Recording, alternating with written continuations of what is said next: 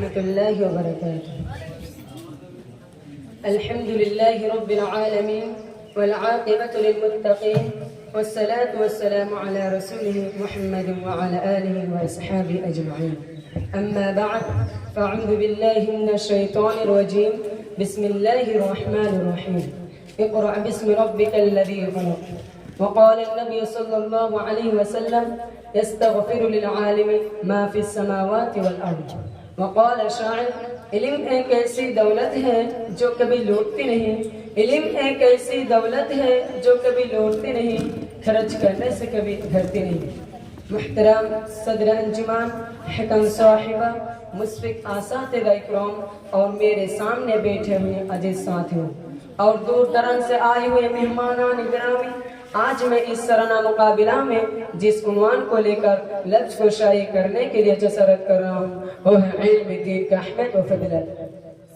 برادران اسلام، علم دو طرح کا ہوتا ہے، ایک دنیاوی علم، ایک اخروی علم۔ علم چاہے دنیاوی ہو یا اخروی ہو انسان کو عزت و فضیلت عطا کرتا ہے، لیکن دنیاوی علم صرف دنیا تک ہی محدود رہتا ہے اور اخروی علم انسان کو دنیا و آخرت دونوں جگہ رسوائی و ذلت سے نجات دلاتا ہے اور عزت و شوقت عطا کرتا ہے۔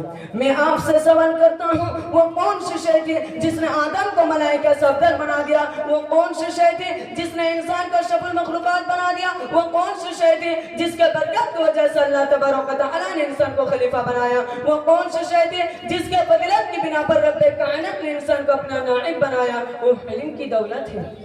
جب رب کائنات نے قرآن کو نازل فرمایا تو سب سے پہلے وہ آیت نازل فرمائے جس کا تعلق علم سے ہے، یعنی اقرأ باسم ربک الذی خلق۔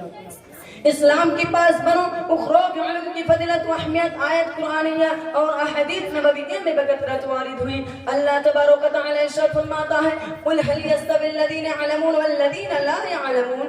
اے محمد صلی اللہ علیہ وسلم آپ کہہ دیجئے کہ اہل علم اہل جہل یکساں نہیں ہو سکتے، جس طرح توحید و شرک یکساں نہیں ہو سکتے، جس طرح ہدایت اور ظلمت ایک جگہ جمع نہیں ہو سکتے، جس طرح رفاقت و عداوت برابر نہیں ہو سکتے، جس طرح حق و باطل برابر نہیں ہو سکتے، اسی طرح اہل علم اہل جہل برابر نہیں ہو سکتے۔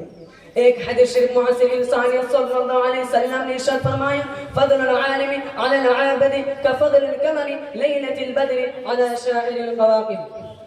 عالم کی فضیلت عابد پر ایسی ہے کہ جیسے چوند ہوئے چاند کی فضیلت تمام ستاروں پر۔ حضرت عبداللہ بن عباس رضی اللہ تعالی عنہ فرماتے ہیں کہ دوسرے مومنوں کے مقابلے میں اہل علم کی 700 درجہ زیادہ ہوں گے اور ہر درجوں کی درمیان مسافت 500 برس کی مسافت کی برابر ہوں گی۔